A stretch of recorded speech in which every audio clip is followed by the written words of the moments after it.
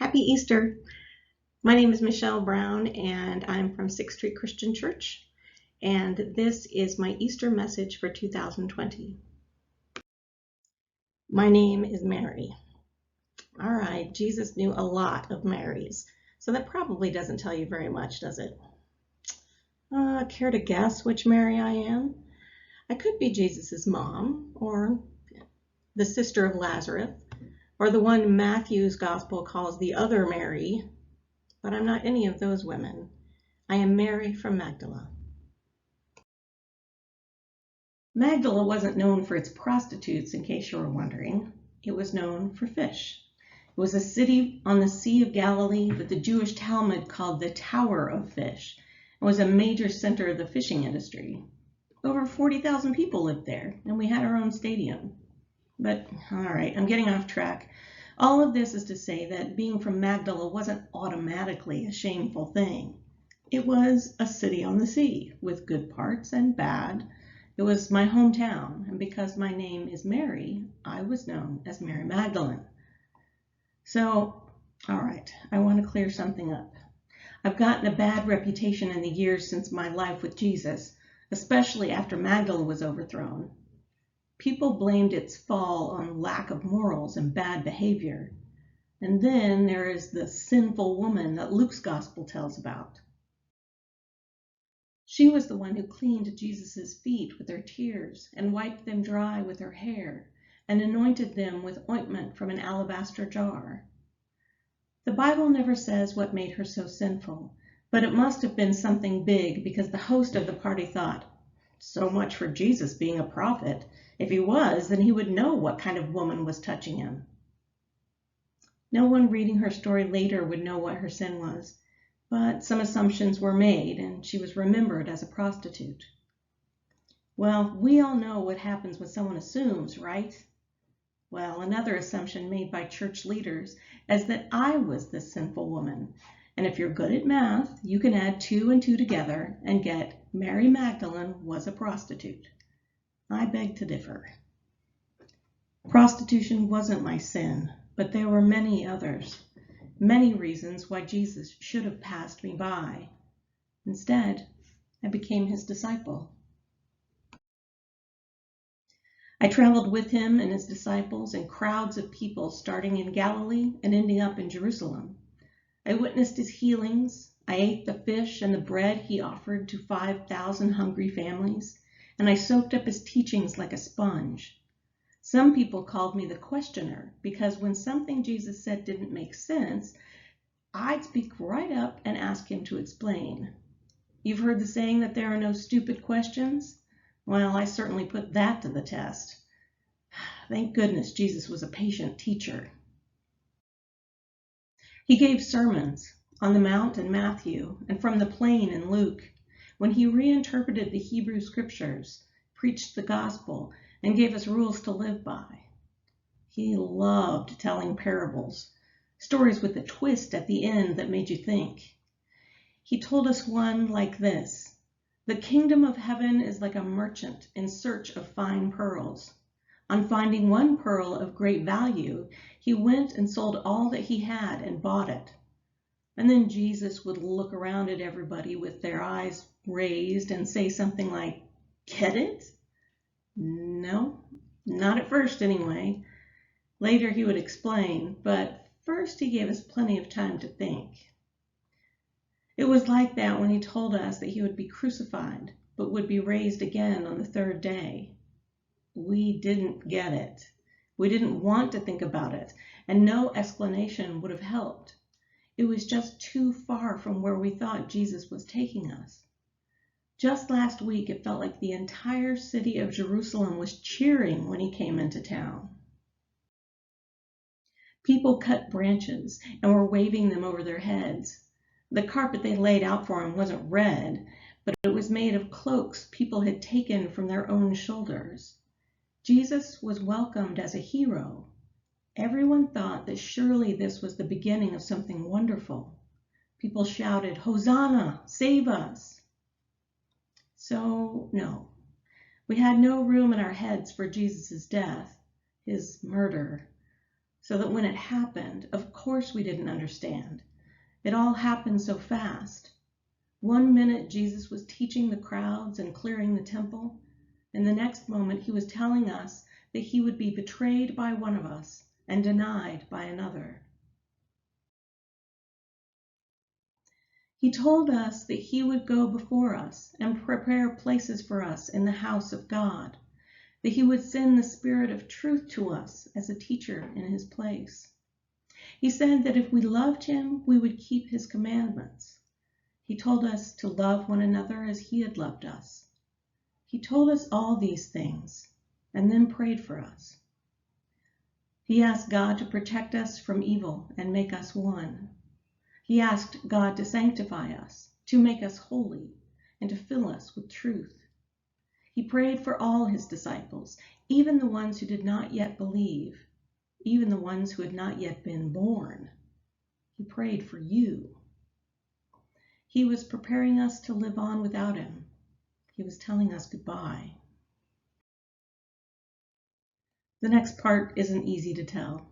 It wasn't easy to live through either, and it makes for a poor story. It's much easier to be a witness to Jesus when you can tell about his miraculous signs and how he saved so many people, how he brought everyone to the table and made us one in the Lord, how much he loved us and loves us still. Jesus' death made a mockery of all that. It made all of the things we'd learned seem useless. The years we'd followed him just a pointless waste of time. Why did he come to us in the first place? Why did he do all of those things and teach us to do the same? Why any of it, if he was only going to be killed in the end? So yes, telling of Jesus' crucifixion and the moments leading up to it is miserable work, but it needs to be done, and it is my job to do it. We went with Jesus to one of his favorite spots in Jerusalem, a garden where we had met with him once in a while. Judas Iscariot knew the place too, of course, so for him to find us there wasn't much of a surprise. What was a shock was the company he kept. When he left us, we thought he was going to buy what we needed for the festival of Passover. Well, that was not his errand. What he actually did was go round up some soldiers, the police, and the religious authorities who fought against Jesus. It was a crowd, but far different from the one that had shouted praise less than a week before. Jesus went up to them and asked them who they were looking for. When they said, "Jesus of Nazareth," he said to them, "Well, here I am." I don't think they were expecting Jesus to offer himself to them so willingly. They came ready for a fight, but Jesus didn't give them one. The only person who came close to resisting was Peter, who drew a sword and cut the ear off a slave. Not exactly his finest hour, and Jesus wasn't pleased. He said, "Peter, this is what God has given me to do. Should I not do it?"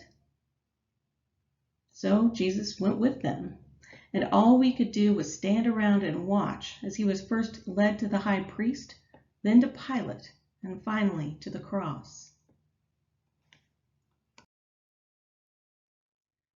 The high priest asked Jesus about his teaching, and we heard a slap when he dared to talk back. "I have spoken openly to the world. I have said nothing in secret. Why do you ask me? Ask those who heard what I said to them. They know what I said."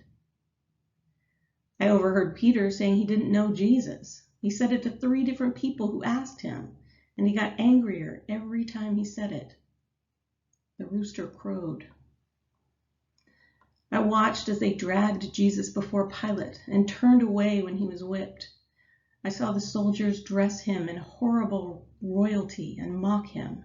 "Hail, King of the Jews!" I heard Jesus' accusers shout. "Crucify him! Crucify him!"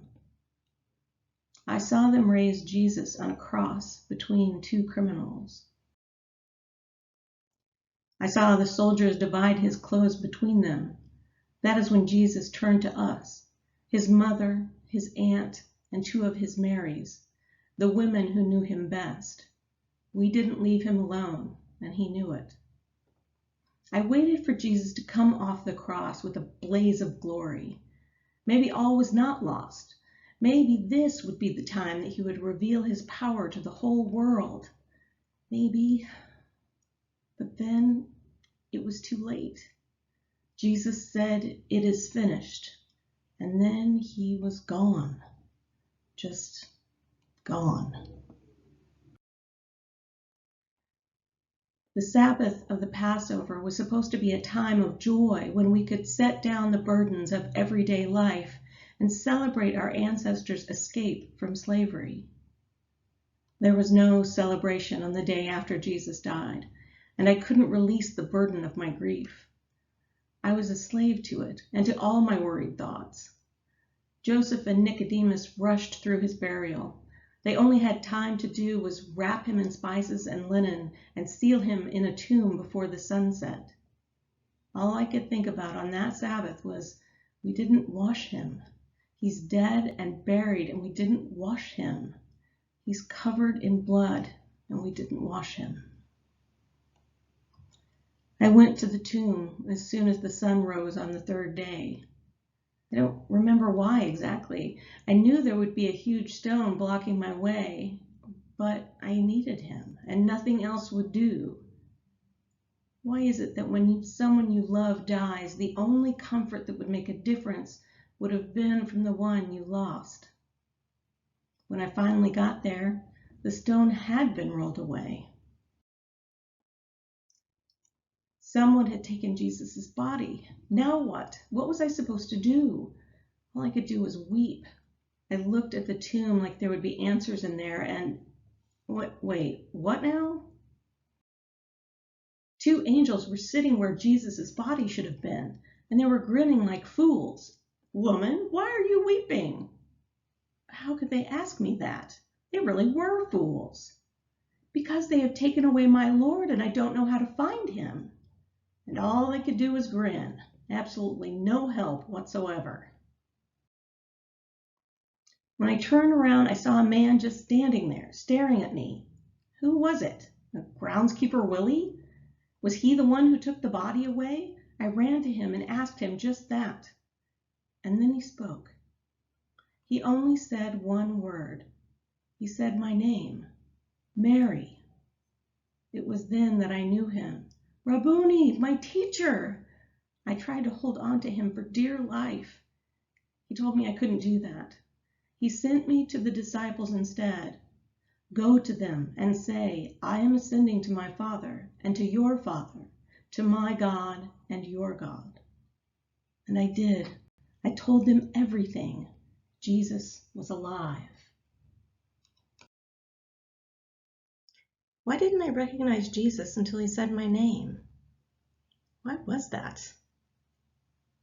I don't know, maybe we can't really see until we're called. I thought my calling was finished. Isn't that what Jesus said on the cross? But it wasn't. My calling had just begun, and it started with my name. My name, not just a general shout to all disciples. No, Jesus was very specific. He knew me. He sent me to do the thing only I could do. I was the first witness. I was the first one to see Jesus risen from the tomb, and it is my job to tell everyone, he lives, he lives. Christ Jesus lives today. And when I say today, I mean today, April 12th, 2020. He is alive and he's calling your name. Can you hear him? Can you see?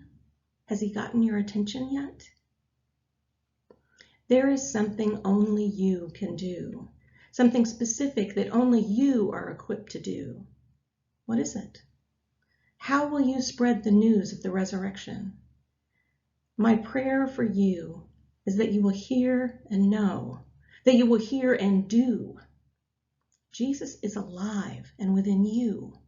Know this to the very center of your being and to the tips of your toes. Go tell everyone the good news.